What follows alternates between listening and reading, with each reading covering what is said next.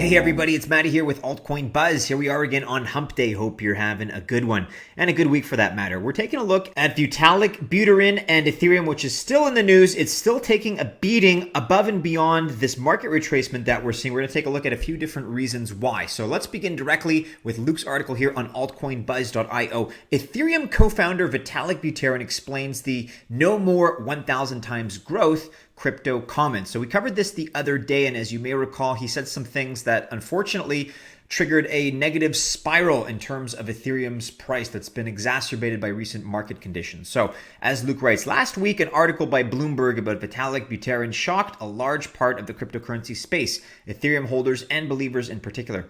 According to the article, Vitalik said that there is no chance that the cryptocurrency and blockchain space will see, quote, 1,000 times growth again. Now, Vitalik responds to all the angry tweets and messages he received, stating that his words have been misinterpreted. So, we talked about this. We talked about Musk on Rogan's podcast, and the same thing kind of happened.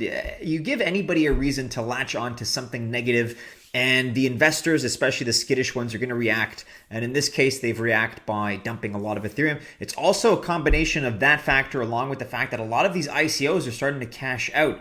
And for those projects that aren't delivering, that's also something to be considered. So you guys can take a look here at what the Bloomberg article cited specifically. So Vitalik said, quote, if you talk to the average educated person at this point, they probably have heard of blockchain at least once. There isn't an opportunity for yet another 1,000 times growth in anything in the space anymore. And as noted here by Luke, the article caused a storm on social media channels like Twitter, with a lot of investors disagreeing with Vitalik. Many are mad and blame Vitalik for making his worse, with the price of ETH declining steeply over the past weeks. But Buterin's partners, Joseph Lubin, also a founder of Ethereum, responds to these comments when speaking to CNN, saying, quote, Vitalik is brilliant, but I would have to disagree with him on that.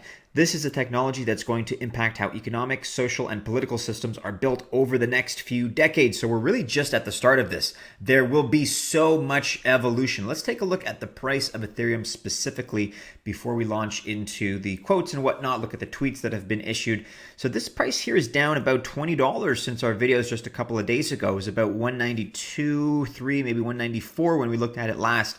So $172 is now the unit price of Ethereum. I mean, I would say unheard of, but it's not unheard of. This goes back to maybe the first half of 2017, last time we saw this kind of price. I mean, you can take a look at some of these metrics here.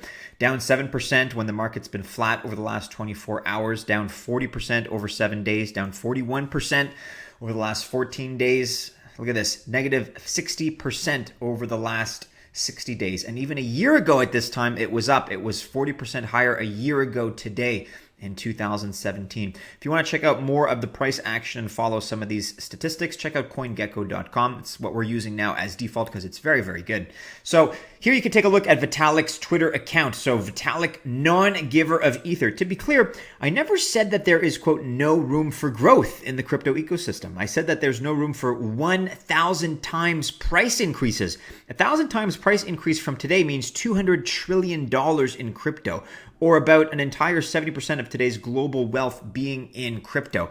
So there's the clarification that was issued. And Luke points it out here. Vitalik also went on to say, what I actually said is that because large portions of the population have already heard of crypto, further growth of crypto in any sense must come from depth, i.e. actual usage, and not bringing in more attention. And last but not least, Vitalik said the following.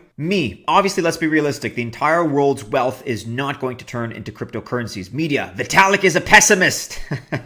Guys, if you spin things this way, you're incentivizing people to act more like Justin Sun Tron. Oh, a little bit of a jab there.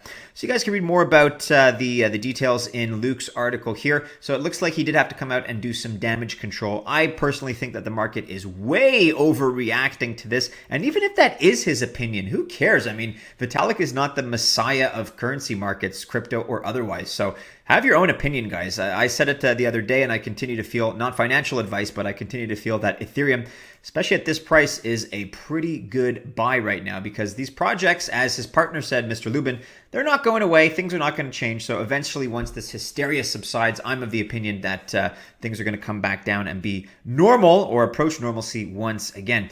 can check out this discussion here on Reddit if you're into Reddit. A lot of good back and forth, a lot of ideas are shared on this platform. So Vitalik, there's a quote, I never said that there is, quote, no room for growth in the crypto ecosystem. You can see what different people are talking about here, different opinions on the matter. We're going to link to this in the description below. In addition to this negative news, we also have news now that BitMEX is apparently, at least the accusation is that they've been accused of manipulating Ethereum's price on top of everything else. So if you want to take a look at this, a crypto trading exchange with eye-watering margins of 100 times has angered Ethereans after BitMEX's CEO, Mr. Arthur Hayes, appears to tell his customers under an official BitMEX account to short ETH. You guys can read more about that here. I don't want to spend too much time on this at the moment because it's still something that's sort of out of the rumor mill. But that's the report as of right now. Let's kind of hold our breath on that and see if it comes to pass. As far as our position here, not an official position or whatever, but sort of our collective position, I would say, at Altcoin Buzz. This encapsulated in this tweet here. So pretty much everyone who has bought into an ICO or used a token has used Ethereum, as most are ERC20. Most of us still love and hold Ethereum, although currently the market sentiment is low and ICOs are cashing out. Again, that's the second big factor that's impacting the price.